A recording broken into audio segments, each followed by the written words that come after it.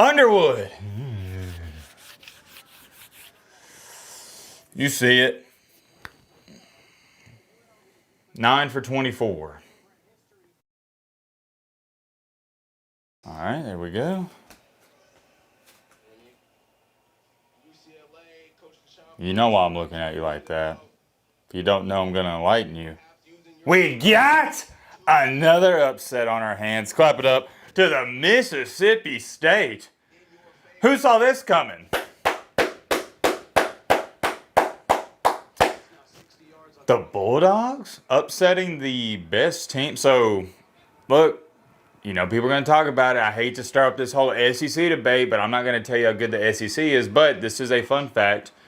The worst team in the SEC last year just beat the best team in the Big 12. Do as you please with that information. Let me shut the door. Had to start the video by saying that. What a win. By the way, what is Arizona State's defense doing? They had Mississippi State on lockdown the entire second half. They didn't even score in the second half. There's 40 seconds left in the game. A field goal won't beat you. Worst case scenario, they tie the game up and you get beat deep. I don't even know why. It looked like they were in man. I don't even know why you don't have two high safeties over the top just in case of a situation like that where you do get beat. It's like, okay, we got a guy back there. Even if you do get beat, don't get me started on that. Just a terrible defensive play call, but you got to clap it up to Chapin. What a beautiful throw. Threw it to the fastest guy on the field, and as soon as he caught it, I was like, yeah, he's gone. And I was excited because Mississippi State, you could argue and say, although I believe in this life and nobody deserves anything, Mississippi State fans, they deserve this. They've been through, I'm trying to think back.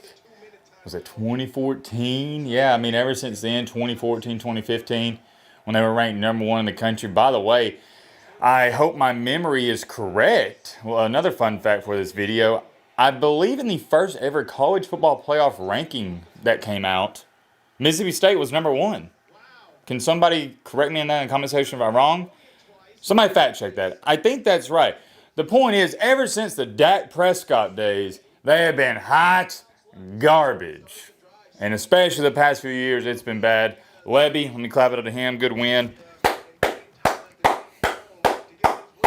He is slowly but surely. Let me turn this down. I got the Nico Amalevi game on.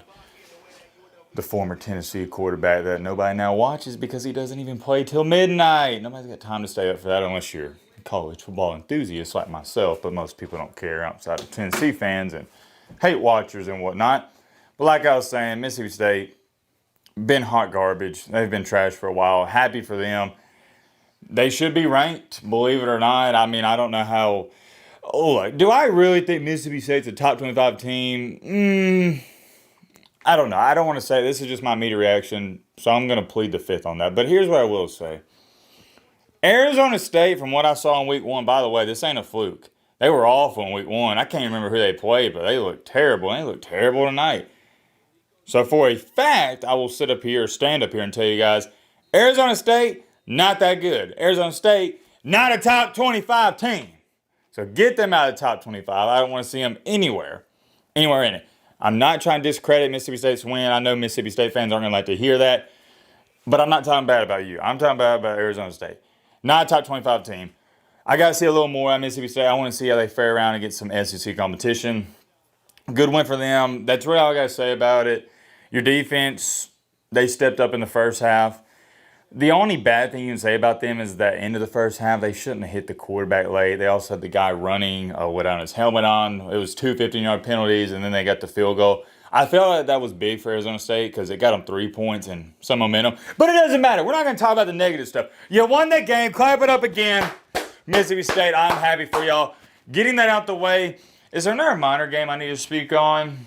I did just get done watching Dylan Lonergan, the former, is that his name? Lonergan, something like that. The former Alabama quarterback at Boston College get beat by Michigan State Aiden Childs. That was a good game. Went in double overtime. And that's pretty much it. I didn't talk about Missouri and Kansas earlier. Missouri got that one. I picked them to win, so not really shocked by that. We got to talk about the reason you clicked onto this video. The college game day game of the week. We got Michigan. Sorry, that was cringy. I don't know why I can't just say it normal. we got Michigan, a.k.a. Big Bro. Little Bro's Ohio State. We got Big Bro versus Oklahoma. Oh, yeah. Oh, yeah, that's right. Guess who picked this one correctly? Oh, Matt, I know, right? See, it's funny because I've been calling all these games right. Nobody gives me my credit or respect. The only time people talk about my predictions are when they're wrong. Go figure, but that's just, it comes with the job. That's the nature of it. Also, picked Illinois to beat Duke. Nobody give me credit for that. They were both underdogs in that game, or they were an underdog in that game. But like I was saying, we're going to bring up the whiteboard. Michigan versus Oklahoma. I was very underwhelmed with Michigan's performance. They got dominated from start to finish. What's funny about it is if your casual fan looks at the box score or the final score, what was it, like 24-13? Something like that. I'll pull it up in a second. But if you're watching this game in third and fourth quarter, you just tune in, you're like, oh yeah, Michigan's putting up a good fight. I hate to be the bearer of bad news, buddy. They weren't. Oklahoma was trying. I'm talking about they were trying their absolute hardest to keep Michigan in this game. They were. You can't change my mind. That was one of the worst special teams performances I've ever seen in my life. That was like, I don't even know what I would compare it to. The missed field goals, the fumble and the kicks. So let's talk about that real quick before I get into the stats and numbers. First things first, early in the game, Oklahoma, they forced Michigan to punt. What do? They get a roughing the kicker. Oh, you couldn't see. I did the leg kick. You still can't see me. No, it's going to piss me off. Yeah. Well, I'm doing the roughing the kicker signal. You get the point. Guess what? Gave Michigan a free first down. To me, that's the equivalent of the turnover because you had the ball and you just gifted it back to them. So that's turnover number one. Turnover number two, guess what? Michigan's punting it yet again. I got to give a ton of credit. Let me clap it up for them. Nice little golf clap. Oklahoma's defense was... That was looking like some old school. I'm talking about old school. Bosworth. Oklahoma defense flying all over the field. Whew. That was like an SEC defense. I'm not used to seeing that. Oklahoma's defense last year a little shaky. The year before that, they were awful. One of the worst in the nation.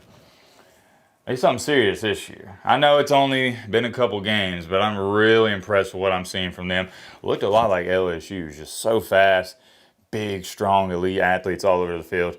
You gotta love to see it if you're an Oklahoma fan. But getting back on track here, defense is shutting them down, so they force another punt.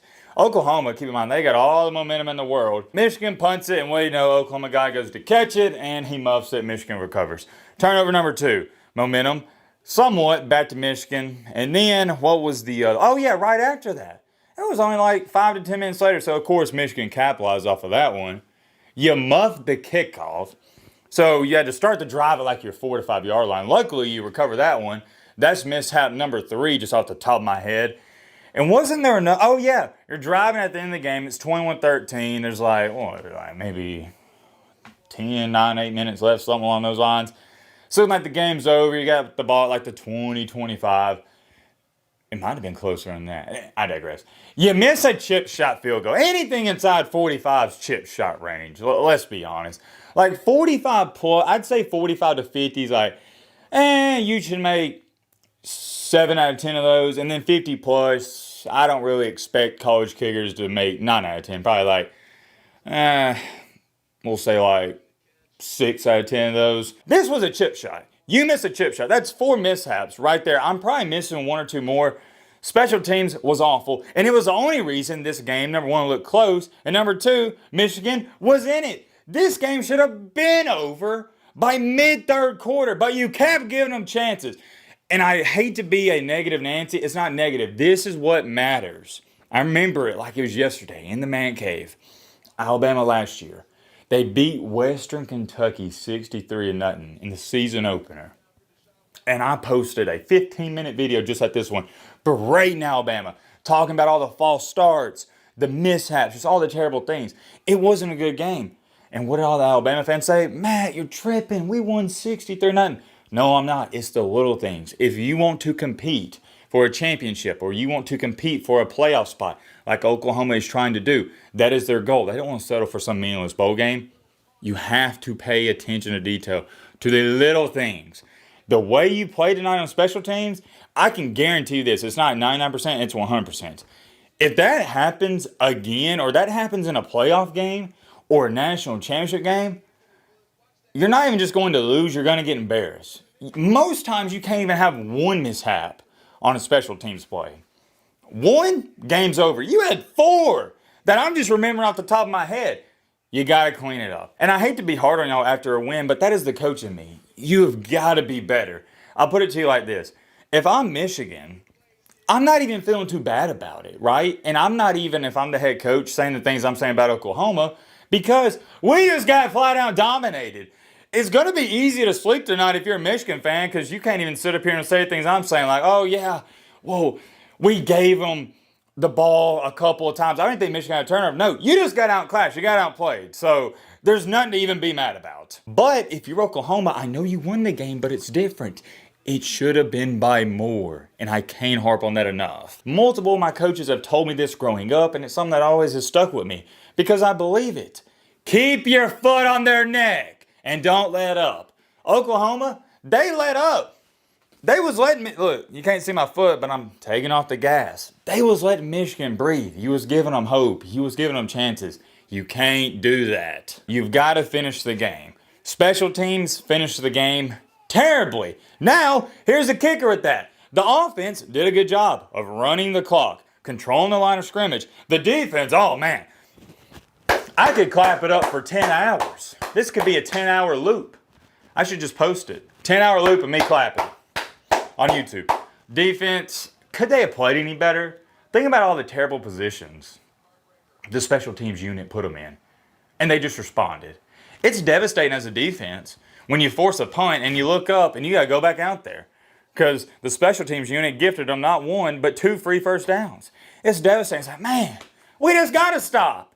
What are y'all doing? Pick up the slack. But guess what? The defense said, nah, we chilling. We don't care to go back out there. We'll just stop them again. And they were doing that against a $12.5 million quarterback. That's all I got to say about Oklahoma. Offense looked good. I know I haven't talked about him a lot. I'm going to get to him in just a second. Sorry, my camera's messing up. John Mateer, he's as good as advertised, if not better. I thought he was going to have a really good season. I think I may have underestimated him.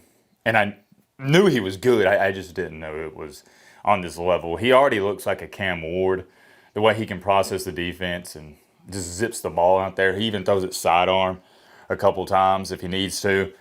God, man, he's so good. Looks like an NFL quarterback playing in college. And you can just see the difference from a John Mateer and a guy like, what's a good example? And I don't want to say Bryce Underwood because potentially he'll be good, but a John Mateer and I don't know, what is a good, like an Arch Manning. Arch Manning, yeah, decent college quarterback, but when you watch him play, you don't go, oh yeah, that's NFL talent. That's generational NFL talent. But when you look at Mateer, you're like, whew, who's that? Who's that guy just slinging across the field, juking out a defensive end, going, hey, launching a 40-yard bomb? I want that guy on my team. I don't want to get into this talk too much, but he's looking like the number 1 overall pick in the draft to me. And I think I got to update my rankings. I had number 1 Nussmeier as top quarterbacks in college football. I'm going to stick with Nussmeier at 1. I had Sellers at 2, but I'm going to bump Mateer up to 2. And if I see a couple more performances like tonight, it's going to be 1A, 1B. And maybe Mateer even claims that number 1 spot. Now that I think about it, do Oklahoma and LSU play this year? That'd be a heck of a game. I digress. Mateer played good. Bryce Underwood, I'm going to write his stats down in just a second. I already know his box score is going to look atrocious, but you got to take into account his offensive line was cheeks, and it's really a combination of 2 things. Number 1, offensive line didn't get him any time whatsoever. And number 2, Oklahoma's defense played really good. 2 things can be true, and I think that's the case here. I'll write down his numbers though, show it to y'all. I know y'all like to see that. What else am I missing before we get into these stats? Oh yeah, I tweeted about this. By the way, feel free to follow me on Twitter. I tweet during the games and whatnot. We have a good time over there. Shout out to the Twitter community. Michigan, it was like late in the second quarter where they ran the ball 3 straight times and punted. I tweeted out, dude, they got to cut Bryce Underwood loose. They got to let this man throw the football. What are they doing? I get it. You want to protect him and the O-line hasn't been playing good. But it was clear and evident you're not just going to run all over Oklahoma. I thought they should have passed it a little more and been not a tad bit, but a lot more aggressive in the first half. I don't mind you being conservative like before halftime and to start the third quarter because you don't want to lose the game right then. But I think you would have shocked Oklahoma if you would have came out just like throwing some long ones just to tell them, hey, we'll throw it. So you better not put 6, 7, 8 in the box because we'll throw it every single play. I thought they should have mixed it up a little bit better, got some play action involved. It was bad play calling, and Brent Venables, he outcoached Jerome Moore. I'm glad I wrote this down because it reminded me that Mateer also gave Michigan an opportunity. He threw an interception. Underwood. You see it. 9 for 24. If you'd have shown me that before the game, I'd have said, yeah, I don't need to watch it. Tells me everything I need to know. Oklahoma probably won by 10 plus points. And that's what happened. Like I said, it should have been by more. 142 yards, 0 touchdowns, 0 INTs. Here's the thing. Underwood didn't play bad. It's crazy to say that. I get it. Trust me. With that stat line, 9 for 24. But most of those were throwaways, had pressure on him. When he had time, he was stepping up in the pocket, making nice throws. He's a special talent. Anybody that knows ball, they'll tell you that. It's just, I don't care who you are. You can be Tom Brady. I say it all the time, but it's true. Go watch Tom Brady with the Buccaneers that one year. When you've got a terrible O-line, you can't do anything as a quarterback. And that's not that I think Michigan's O-line is that bad, but tonight they didn't do good. And you got to give credit to Oklahoma, like we already talked about. Mateer, 21 for 34, different story, just playmaker. Got a little Johnny Manziel-esque to him, the way he can just move around. He's so slippery, even when the Michigan defenders are getting hands on him. He's getting out of the tackle and then, hey, launch that thing downfield. He is a special player. I'm labeling him as must-see TV. 270 yards through the air, 1 touchdown, 1 INT. That's got me thinking. I didn't write down his rushing yards. How many rushing yards did Mateer have? We'll do this in live time. Woo! Should have wrote this down. 19 carries for 74 yards, 2 touchdowns. I also hate this about the college game. When are we going to change this? Sacks count towards your rushing yards for a quarterback. So sometimes it can be deceiving. He was a beast on the ground. Yeah, he was really their whole team. He had more rushing yards than everybody. He had 74 rushing yards. The team had 138, so he had more than half.